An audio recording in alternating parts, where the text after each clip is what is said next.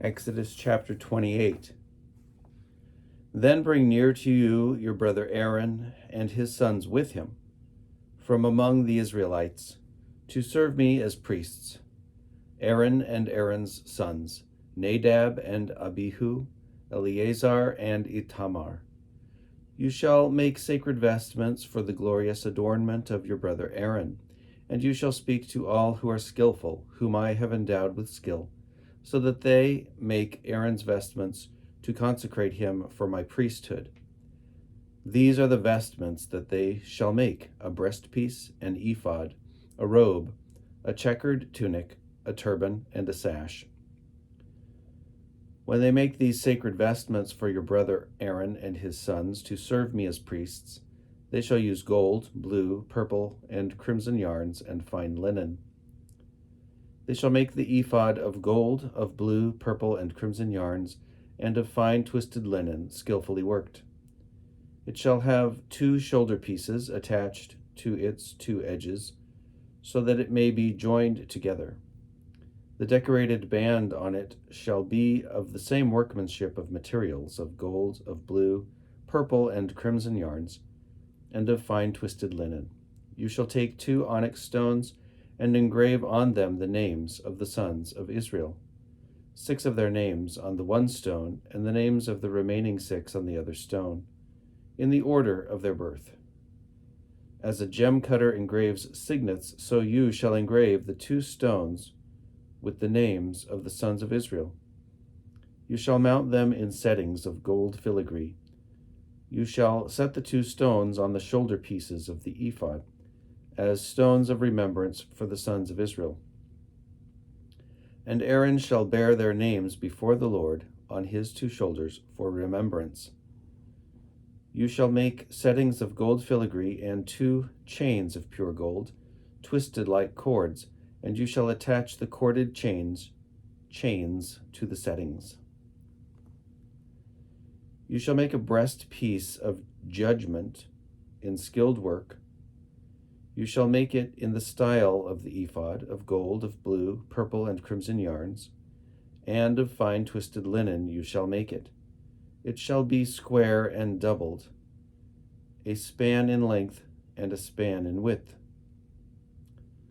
You shall set in it 4 rows of stones. A row of carnelian, chrysolite, and emerald shall be the first row, and the second row a turquoise, a sapphire, and a moonstone.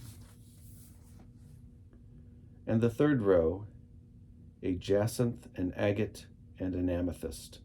And the 4th row a beryl, an onyx, and a jasper. They shall be set in gold filigree.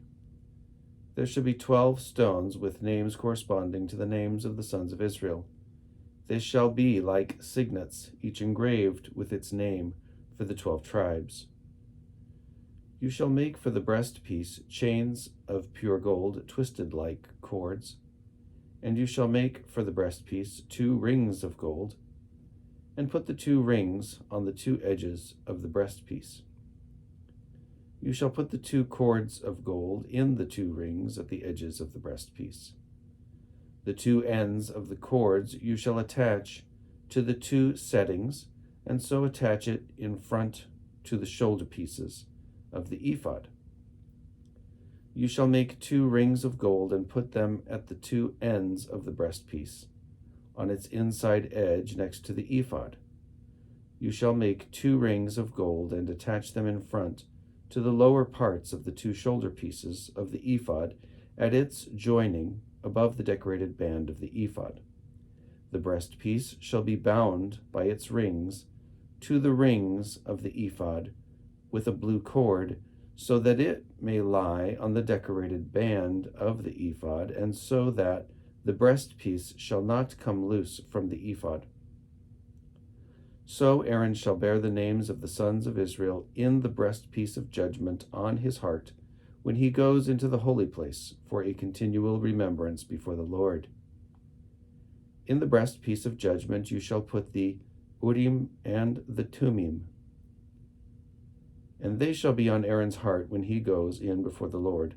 Thus Aaron shall bear the judgment of the Israelites on his heart before the Lord continually. You shall make the robe of the ephod olive blue.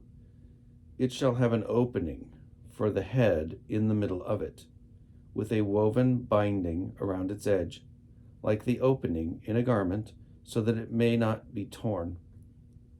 On its lower hem you shall make pomegranates of blue, purple, and crimson yarns, all around the lower hem, with bells of gold between them all around, a golden bell and a pomegranate alternating all around the lower hem of the robe. Aaron shall wear it when he ministers, and its sound shall be heard when he goes into the holy place before the Lord, and when he comes out, so that he may not die. You shall make a rosette of pure gold, and engrave on it, like the engraving of a signet, holy to the Lord. You shall fasten it on the turban with a blue cord. It shall be on the front of the turban. It shall be on Aaron's forehead, and Aaron shall take on himself any guilt incurred in the holy offerings that the Israelites consecrate as their sacred donations. It shall always be on his forehead, in order that they may find favor before the Lord. You shall make the checkered tunic of fine linen, and you shall make a turban of fine linen, and you shall make a sash embroidered with needlework. For Aaron's sons you shall make tunics and sashes and headdresses. You shall make them for their glorious adornment. You shall put them on your brother Aaron, and on his sons with him, and shall anoint them and ordain them and consecrate them, so that they may serve me as priests. You shall make for them linen undergarments to cover their naked flesh. They shall reach from the hips to the thighs. They shall be worn by Aaron and his sons when they go into the tent of meeting, or when they come near the altar to minister in the holy place, so that they do not bring guilt on themselves and die. This shall be a perpetual ordinance for him and for his descendants after him.